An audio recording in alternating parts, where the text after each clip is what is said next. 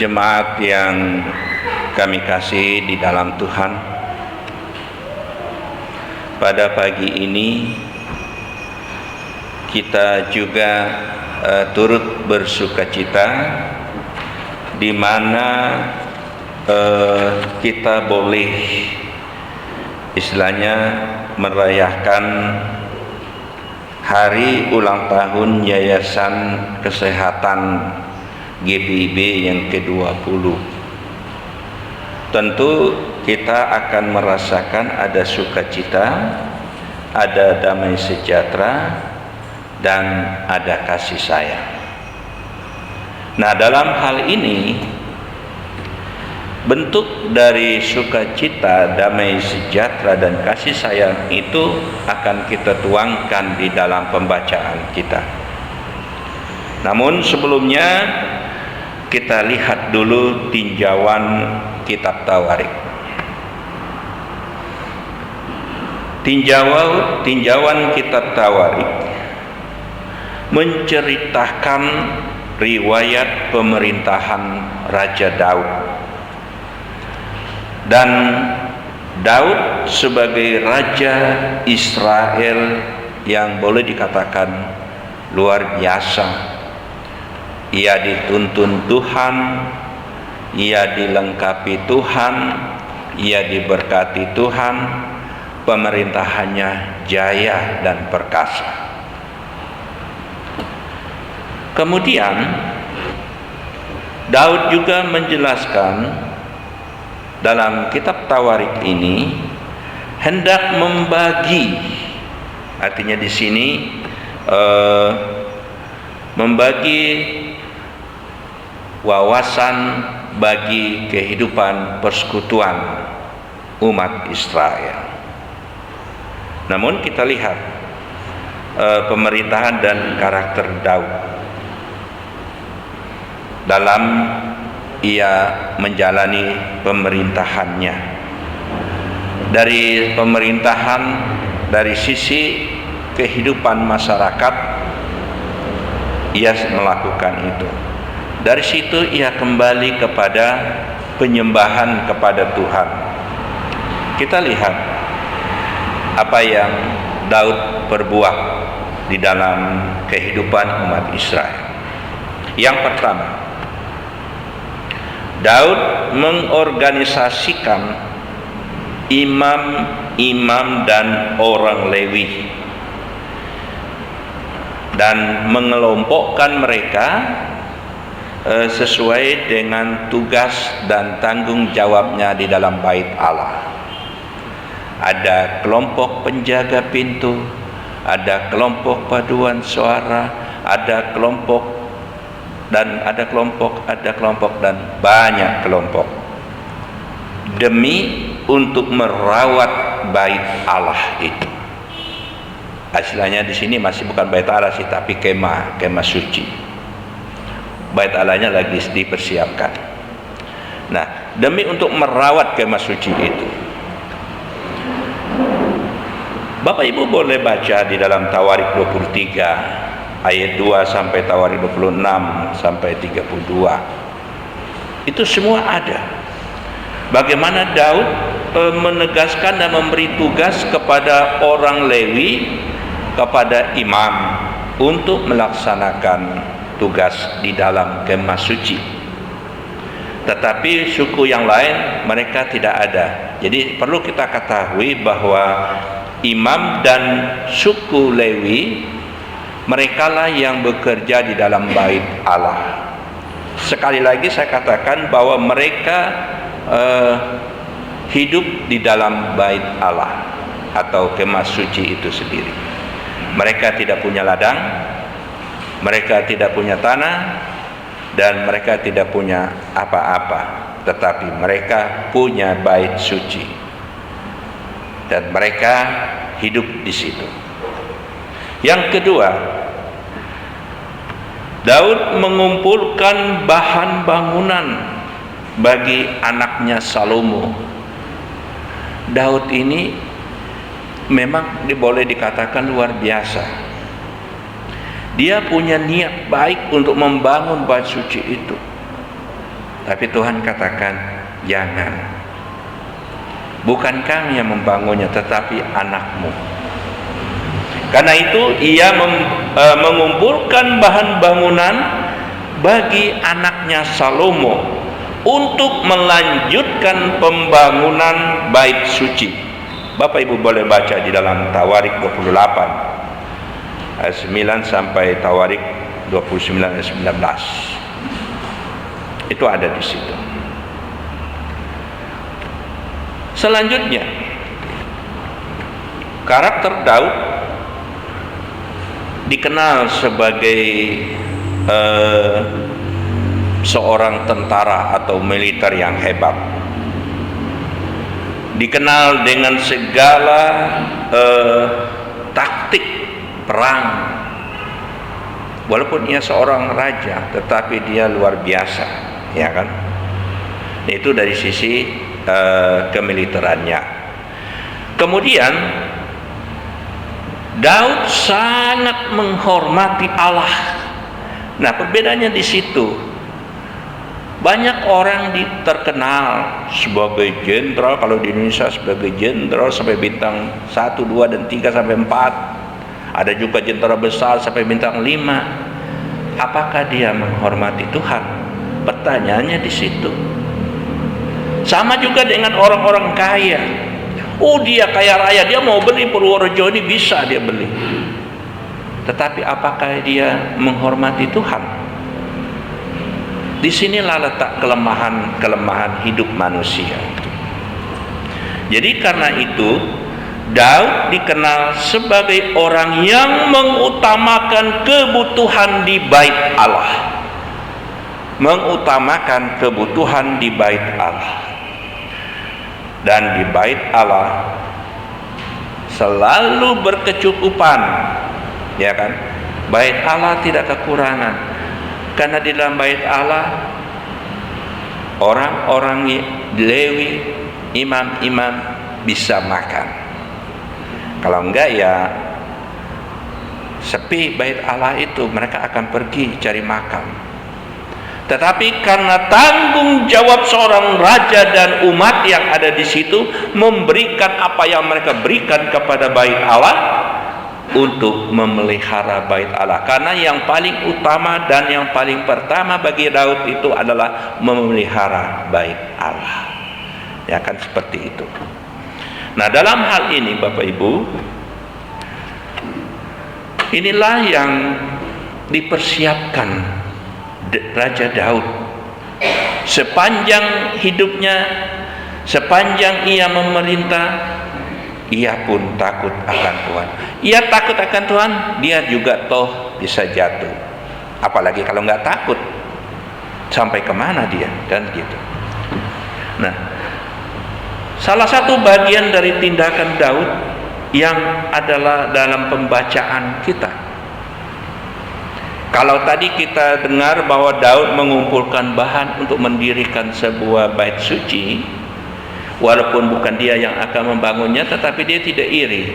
Justru ia ingin mempersiapkan dan mengingatkan anaknya untuk melakukan itu dengan baik dan benar. Karena itu Daud juga mengatakan bahwa sudah ia kumpulkan persembahan-persembahan yang dimiliki oleh Daud sendiri, ia persembahkan untuk membeli balok, untuk membeli besi, untuk membeli apapun keperluan bait suci, dan untuk membiayai pembangunan itu. Jadi tidak ada yang Daud katakan bahwa hartaku, hartaku, bait suci ya bait suci. Tetapi hartaku, katanya, adalah untuk memuliakan Tuhan. Karena itu sebagian besar dari hartanya ia persiapkan, ia beli segala sesuatu untuk membangun bait itu. Bait suci yang mau disiapkan itu bukan sesuatu yang remeh, bukan seperti gedung ini, tetapi sesuatu bait suci yang luar biasa, yang akan dijadikan tempat, menurut mereka itu bait suci itulah di mana Allah akan hadir. Jadi mereka itu punya bait suci cuma satu. Adapun di tempat lain disebut dengan sinagoge, bukan bait suci. Karena mereka mengklaim bahwa bait suci yang dibangun oleh Salomo itu, disitulah Allah berada. Kalau mereka ada di Jerman dan di mana-mana itu, mereka di sinagoge mereka persiapkan Israel itu di sebelah mana. Jadi mereka sujud ke Israel. Gaya mayoritas ini mereka menghadap kemana?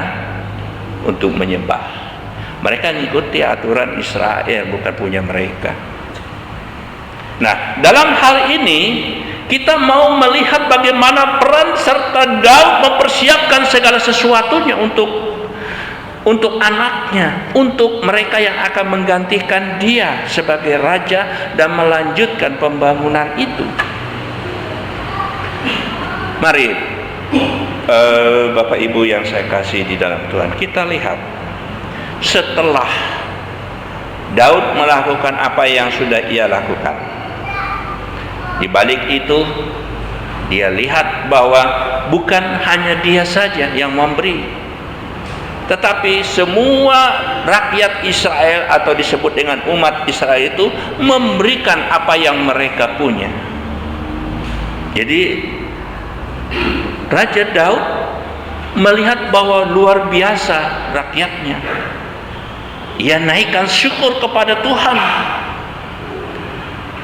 Dan ia mengucap syukur karena semua yang diberikan, baik dirinya bahkan rakyatnya, adalah untuk membangun bait suci itu dengan hati yang tulus ikhlas. Hati yang tulus ikhlas. Itu pemberian yang Daud ungkapkan kepada Tuhan supaya mereka kembali akan diberkati Tuhan.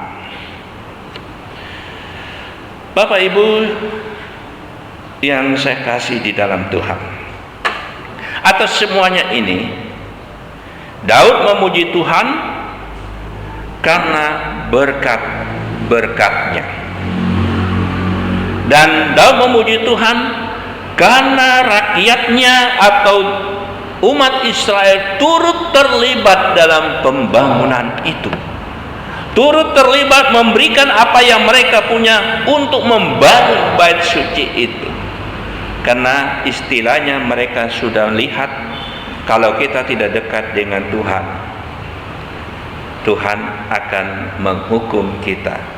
Salah satu datanya kita mendekatkan diri kita dengan Tuhan adalah memberikan apa yang kita miliki dengan tulus ikhlas.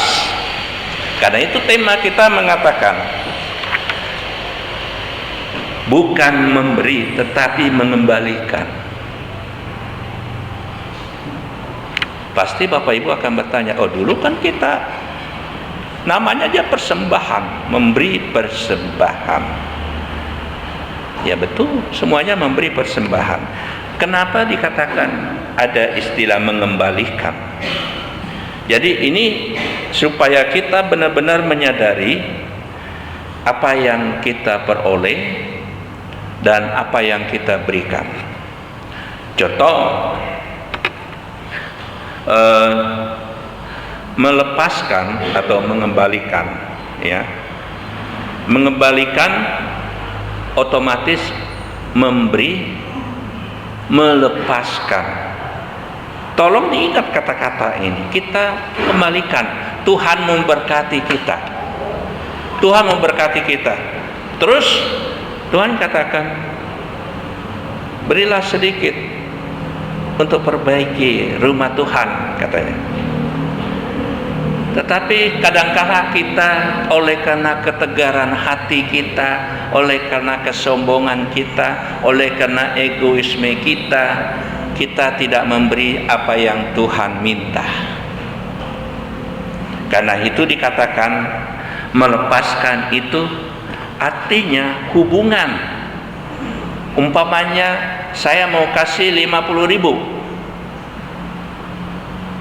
emosional saya dengan uang itu ada. Tunggu dulu, mau kasih lagi, belum masuk kantong, kita sudah berpikir, Itu artinya kita tidak rela melepaskan apa yang ada yang kita mau berikan. Jadi melepaskan itu artinya kalau sudah kita berikan, itulah untuk Tuhan. Kita percaya bahwa kita tidak akan miskin kalau kita memberikan untuk Tuhan. Melepaskan, jangan pikir ulang. Kadangkala orang mengatakan, waduh, saya salah tarik dari kantong. Saya tarik, saya harusnya 2.000 saya beri ke persembahan, yang keluar itu 10.000, itu uang bensinku saya kasih. Pikiran kita masih berkaitan dengan uang itu. Artinya bahwa kita tidak rela memberikan uang itu untuk Tuhan. Artinya bahwa kita masih ada, aduh sayang, loh, kalau Tuhan, saya mau kasih kamu, sayang juga sih, habis kamu gaya orang Makassar, seke banget ya. Mungkin Pak Richard tahu tuh istilah seke itu, pelit dengan Tuhan. Nah, kalau kita pelit dengan Tuhan, tapi kalau Tuhan pelit lagi mau apa? Kita mau berteriak. Kalau Tuhan mau menghukum kita, dia keringkan Purworejo, kita mau jadi apa? Mau nanam apa? Karena itu, apa yang kita mau berikan, lepaskan itu untuk persembahan, membangun bait suci, membangun persekutuan, supaya kehidupan berjemaat akan terjadi dengan baik. Jadi karena itu Bapak Ibu, coba perhatikan pembacaan kita di ayat yang ke-14. Sebab siapakah aku ini dan siapakah bangsaku, sehingga kami mampu memberikan persembahan sukarela, ya kan?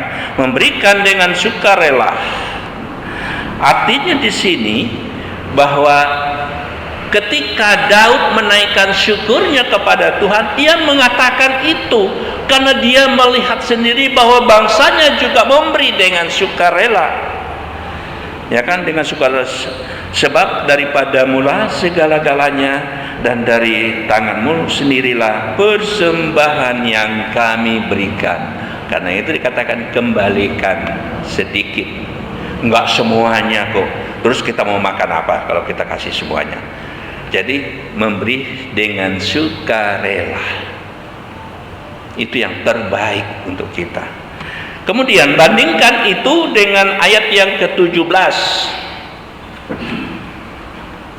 yang mengatakan, aku tahu ya Allahku bahwa engkau adalah penguji hati dan berkenan kepada keikhlasan.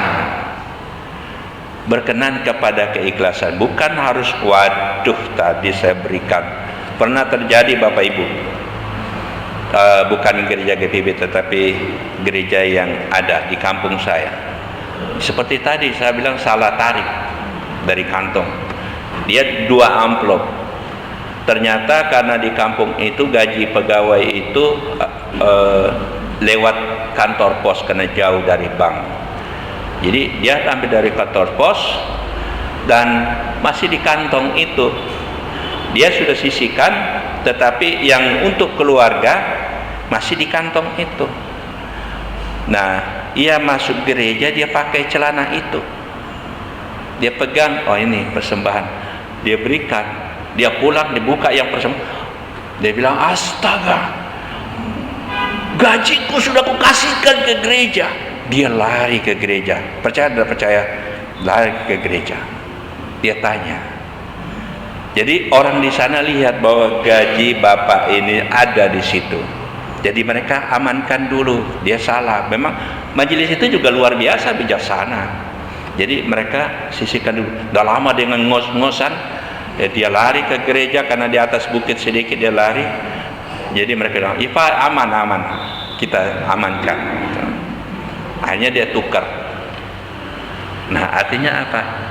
Tidak rela, tidak ikhlas. Kalaupun itu gaji yang sudah terlanjur kita masukin, ya biarlah. Tuhan juga tahu kok. Jadi dalam hal yang demikian, kita belajar dari kesalahan-kesalahan kita yang ada. Apalagi yang dikenal dengan perpuluhan. Kalau perpuluhan itu, oh ini perpuluhanku, NN aja ya, gitu kan. Memang firman kali ini ya khusus persembahan sih, ya nggak apa-apa ya. Perpuluhanku NN aja ya. Kenapa? Ada pertanyaan saya di situ. Mungkin Bapak Ibu juga akan bertanya di situ. Kenapa NN? Kalau dia ikhlas, perpuluhan itu dia berikan, pasti dia mau kasih namanya. Betul nggak?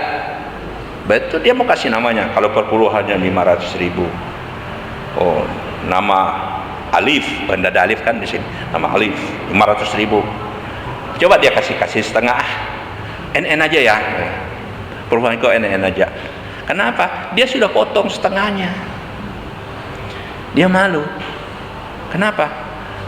Dan juga dia berpikir, mereka nggak tahu kalau saya potong setengah. Tetapi Tuhan itu kan bijak. Tuhan itu kan tahu. Tuhan tahu apa yang kau perbuat. Ketika Yesus berdiri dia di depan mezbah persembahan, orang-orang kaya dengan megang uang lembaran besar, masukin teras. Datang seorang kecil, di tanganmu pun tidak kelihatan apa-apa, dia berikan, tring, bunyi. Apa yang dikatakan? Orang ini memberi dengan ikhlas, tulus hati, diberkatilah dia. Tetapi yang pegang lembaran tadi, mereka memang mereka berkelebihan, tetapi hati mereka. Yesus mengatakan itu supaya mereka memberi dengan tulus hati. Seberapapun kekayaan yang diberikan, berikan itu dengan tulus hati kepada Tuhan. Jangan pikir-pikir tadi saya kasih 500, salah, astaga besok saya makan apa. Ya pasti gitu. Karena itu persiapkan persembahan kita dari rumah. Persiapkan persembahan kita dari rumah, masukkan. Dan setelah itu kita buka, nggak ada lagi kita main tarik dompet lagi. Pilih-pilih yang paling kecil di antara uang yang ada di situ. Jadi untuk itu Bapak Ibu yang saya kasih di dalam Tuhan, untuk hal-hal yang demikian, mari kita seperti bangsa Israel yang mau memberi dengan keikhlasannya. Bagaimana kita bisa membangun gereja ini? Bagaimana kita lihat di belakang itu ada lubang. Banyak yang kita harus lakukan. Bukan hanya untuk menghidupkan pendeta dan karyawan yang ada, tetapi untuk membangun baitnya yang kudus ini. Untuk membawa sukacita bagi kita bersama. Jadi boleh dikatakan, apalah arti hidup kita kalau kita jauh dari Tuhan? Kalau kita tidak pernah bersyukur kepada Tuhan. Dan diberikan persembahanmu jangan dengan paksa, tetapi dengan tulus ikhlas. Karena banyak yang kita harus bantu, terutama yayasan kesehatan GPIB yang ada di Surabaya. Banyak anak-anak kita yang dari pelosok jauh, orang tuanya petani, yang tidak punya gaji, mereka datang mau menempuh pendidikan sebagai di akademi kebidanan, tapi mereka nggak punya uang, tapi hati mereka niat. Dan juga ada beberapa anak-anak kita juga yang mau menempuh pendidikan, tetapi mereka terhenti karena tidak ada uang. Apa yang kita lakukan? Apakah gereja ini melongok saja melihat? Apakah kita tidak memberikan? Apakah kita tidak ada reaksi kita? Bagaimana kita bereaksi sementara jemaat sendiri tidak mendukung semuanya itu? Jadilah Bapak Ibu sebagai jemaat yang setia, berikanlah apa yang layak kau berikan kepada Tuhan.